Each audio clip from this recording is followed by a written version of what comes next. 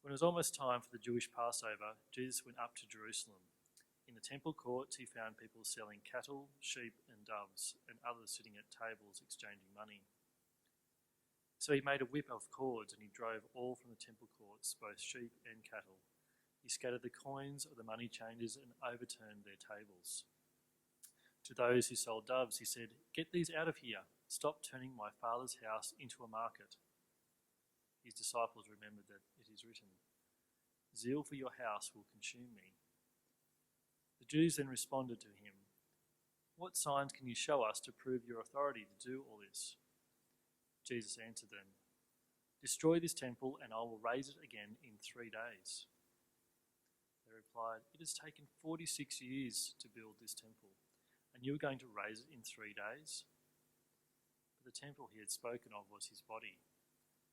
And after he was raised from the dead, his disciples recalled what he had said, and then they believed the scriptures and the words that Jesus had spoken.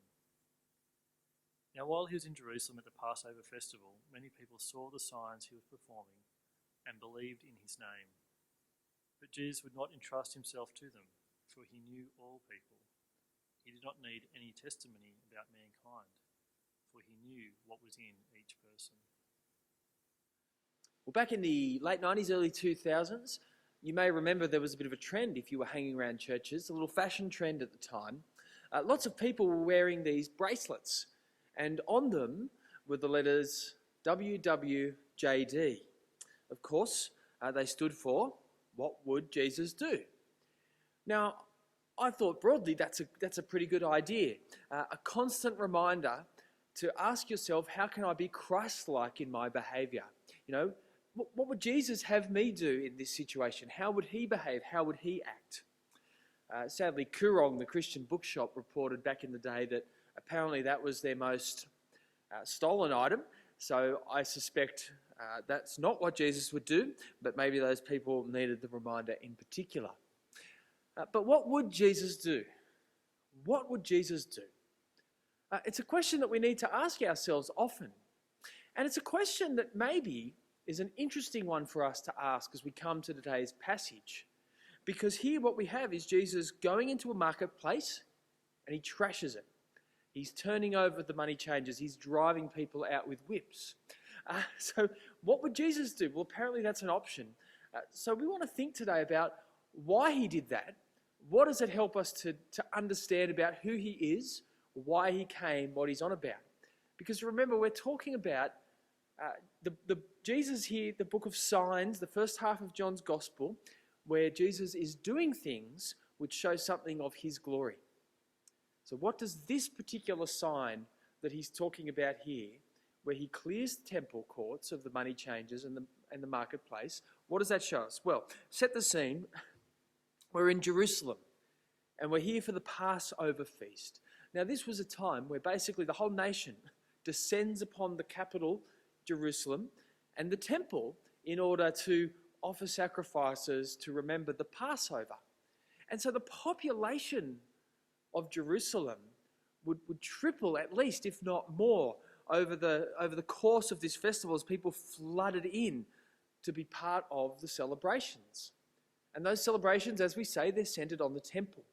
Thousands of animals being sacrificed in honour of God. There was a temple tax to pay, and apparently to pay in a fairly specific currency. And so if you imagine yourself, you're one of those Jews obligated to go to the feast, what are you going to do? You've got to drag your family there, you've got to do a long and arduous journey on busy, crowded roads. You've got to basically carry all the stuff you're going to need for the festival. If you've been obligated to pay money to the temple in a currency that you don't use locally or make sacrifices, that's just a big burden. And so what do the Jewish leaders do? Well, they think of this and they do something really helpful. They decide, well, we're going to allow people to set up and sell the animals and change the money into the right currency so that all you have to do is show up at the festival. You know, you've still got to worry about your journey. There's still lots to do. But in terms of your religious obligations, we'll have that sorted. Show up with your money, and we'll be able to make sure you get the stuff that you need, that the law requires for the feast. And so in some ways you look at this and you think, well, this is useful, right? This is a good thing for the Jewish leaders to do. But what would Jesus do? Well, apparently he would start whipping the merchants, driving them out, flipping the tables of the money changers. Jesus thinks this is anything but a good idea. And this certainly doesn't feel like, little Jesus, meek and mild, gentle, that we see welcoming children, sitting on his knee to bless them. Let the little children come to me. It seems like a very different Jesus. But in fact, why does he do this? Why does he do this? Well, the disciples note straight away. They remember that it was written in Psalm 69, "Zeal for your house will consume me." So why is this? Why does Jesus do this? What is the zeal? Well, the problem is where these people have set up. You see, the temple was a place where it was a visible reminder of where you could meet God. And it was a visible reminder, if you like, that we're all in some manner separate from God. God is other, and in our sinfulness, we can't come to God, not at least without some sort of obstruction. Right? And so you had the Holy of Holies at the heart of the temple. But this was a place where the Ark of the Covenant sat, where God was enthroned between the cherubim, is the language used. This is the place where God's glory, his name, dwelt. But the only person who could go in there was the high priest once a year to offer a particular sacrifice. Everyone else, and the high priest for 364 days of the year, were kept out. Right? And so you had the Holy of Holies, but then you had a court where only the priest could go, and then another court where only the Jewish men could go, then another where the Jewish women could go, and then on the far outside, a place, the court of the Gentiles, where if you weren't a Jew, you could go there, and that was as close as you could get to God. But the point was that in some way, God had made allowance. God had made a way for you to come to him. And so even the Gentiles could come up and be in that outer court and in some way approach him. The problem is that where they seem to have set up was in the court of the Gentiles. And so the Jewish leaders had said, we'll look after the Jewish people. We'll make sure that they're okay. They can make their sacrifices. They can get what they need. But the rest of the nations were pushed away. And God had always said that the nations will be drawn to him. And so while they felt like they were doing the right thing for the right reasons, in so many ways they were doing the wrong thing for the kind of twisted, half-right reasons. Right? They were keeping people away from God. All right, now maybe this isn't so different then from gentle Jesus, meek and mild, who welcomes the children. Because even in that place, Jesus has his disciples there. People are bringing the kids to be blessed. And it's when the kids are, those people are told, go away. Jesus doesn't have time for you. He rebukes the disciples and welcomes the kids. Jesus is not totally meek and mild in that. He's quite zealous for these kids to be able to come to him. And likewise in the temple, Jesus shows his zeal for people to be able to come to God. And he sees this thing that distracts from it, that pushes people away. And what does he do? He starts removing it. He has a go. He drives them out. He gets rid of them, cleanses the temple. All right, the message is that Jesus wants people to be able to come to him. Now, this makes me ask, where do we do this? Where do we fail to draw people in? Or more importantly, where do we do things that seem to be for good reason, but actually they put a stumbling block in the way of others from coming in and knowing Christ? Because the message of Jesus itself will always confront people. It will always cause people to stumble. Right? That's the nature of the gospel. And we don't have any right to remove those stumbling blocks. But what we definitely have an obligation to do is not put anything in the way of people that God himself has not put in the way no demand on coming to Jesus that Jesus has not put on us himself. And yet how often do we get caught up with things that might not matter? They might seem like the right things. We might think we're doing it for the right reasons. But things that God has said that are of no eternal significance. Things like clothing, things like style, things like our traditions. So many of them are there for a good reason, but they're not universals even. How often do we do things that in fact keep some people at arm's length from God? Now that's a question we can only dwell on in our hearts, that we can only answer personally. But it's a question that if we're going to do that, all of us need to be willing to be really honest, be confronted, to be willing to be pushed about, if you like, by God's word. But we should be confronted because Jesus has an incredible desire for people to come to him.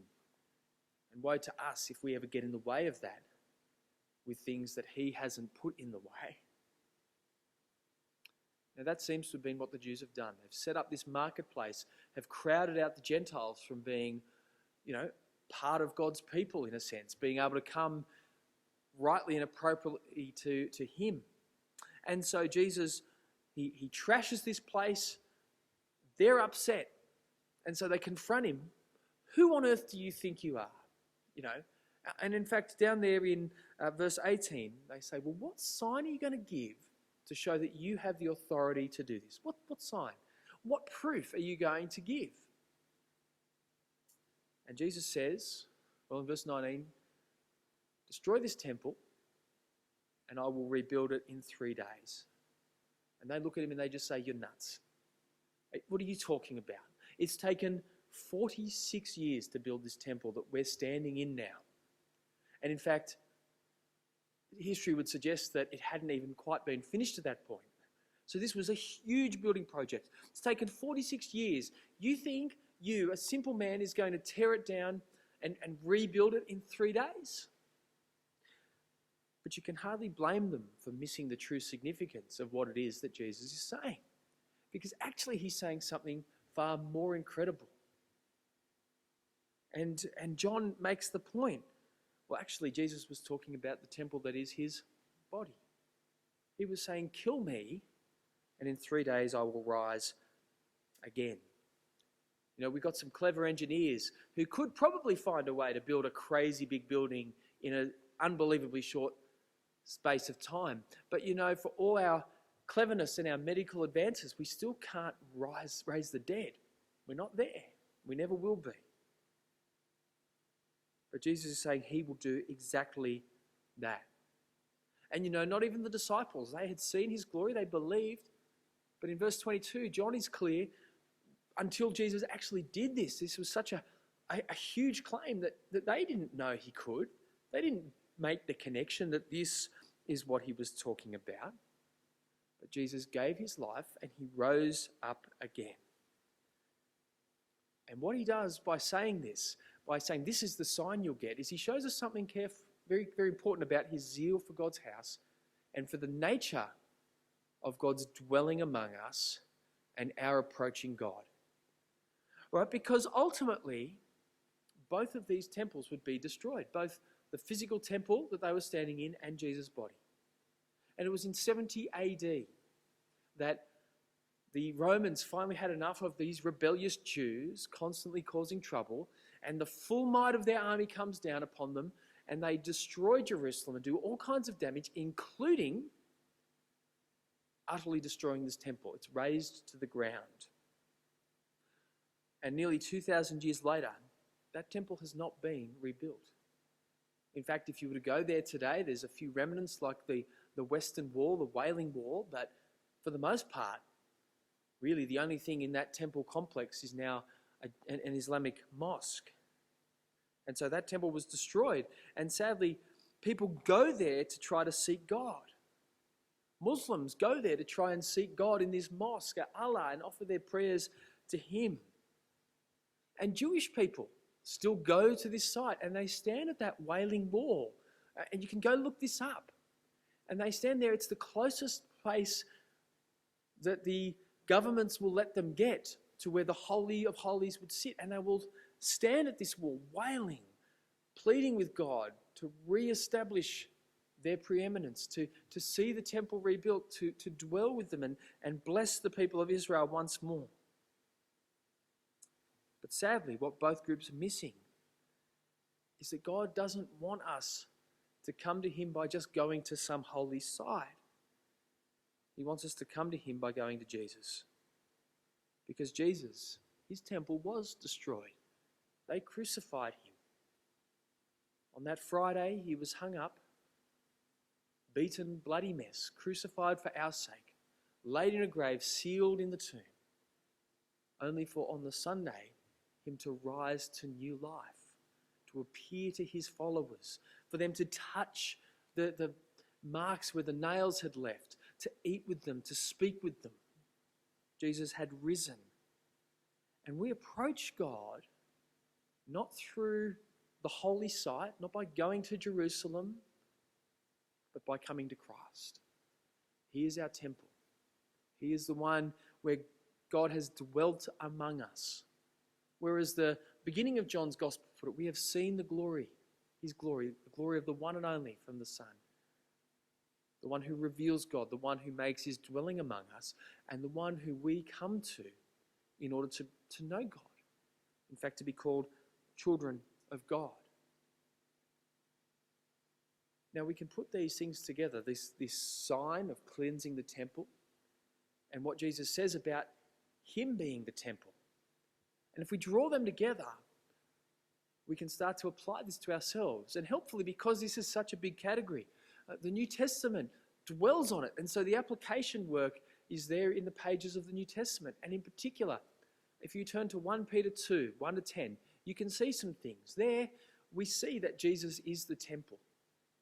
He is the one who is the foundation stone on which God is building his people.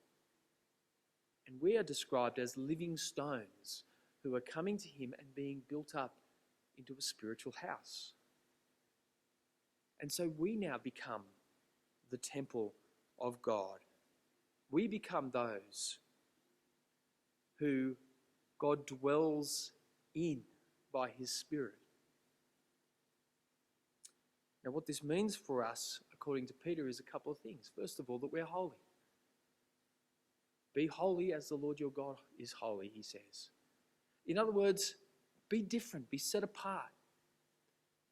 You know, that's the idea of holiness, the word holy, which is also the word saint comes from.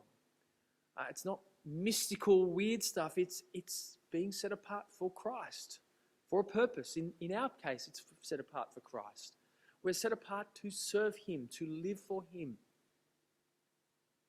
And so we're called to be holy, to live as those who have been saved. But we're also called to declare the glory of him who called us out of darkness into his wonderful light. And you'll read both of those things in Peter. We're called to live as those who've come from darkness to light, from condemnation to forgiveness, from sin to Christ-likeness. We're to declare what he has done, that Christ, our temple, has given his life that we might come to him and be counted as God's own people. And these two things, being holy and declaring his goodness, will go absolutely hand in glove. They are absolutely two sides of the one coin. You know, if we're going to declare the praises of God, our lives should show that we are different. Like, we should be weird. Christians, too often we want to be, we want to show people that we're not all that different from everyone around us. We're not that different, we're just forgiven. But actually the Christian life should be different. It should be weird. We should be those who people look at and go, why do they do this? Why do they spend their money that way? Why don't they do these things? Why don't they join us? And we should be weird. We should be weird. But as we're weird, we will show the glory of the one who has saved us. And some people might still think we're weird and they want nothing to do with us. But to many people, the Christian life, when we live it well, will be deeply, deeply attractive. Just think about it, right? Think about the people you know who don't really seem to want to follow Jesus. Most of them, my bet is, it's not an intellectual thing. It's not that they hear the kinds of claims that Christians make about believing that God exists, that Jesus is God come in the flesh, that he died for us, that he rose again. Things like that, they're not an intellectual problem for the vast bulk of people. I'll tell you what I find turns people off. It's looking at Christians who seem to say one thing and then do another, who don't seem to even try to live up to the ideals and the teachings that they espouse. Christians who are just as dishonest or selfish or greedy as everyone else. Or we see the big institutional failings like child sex abuse and cover-ups. It's things like that that turn people off, for the most part. But I want you to think the flip side is true as well. And that is that we probably all know people, Christians, who have made the biggest impact upon us. If you're watching this and you're a Christian, think of it. There's probably someone in your life, or a few people in your life, who were really just weird people, but weird for all the right reasons. They sought to live Christ-like lives. They sought to be like Jesus. When they failed, they were humble and they were sorry for it. They grieved their failings rather than trying to cover them up or justify them. Right? And they were odd enough in all the right ways that in some ways they helped to make Jesus attractive to you, so that you go, maybe this guy can follow him. I've got people like that I can think of. I'm sure we all do. And so we ask, what would Jesus do? What would Jesus do? Well, in light of this sign, I would say, first of all, that he would be zealous for his temple. But that's us. We are the temple of the Holy Spirit. We are joined to him. We are stones in his spiritual house. Well, then we need to remove those things which are unbefitting. Like Jesus cleared the temple courts, we need to clear our lives of sin. Clear our lives of those things which are not right for the people of God. But we need to do that knowing that Jesus is here to draw people to himself. And so like Jesus cleansed the temple but then gave his life to draw people in, we need to be building up our lives so that we too can make Jesus look as attractive. We can show the truth of his glory to those who might care to watch.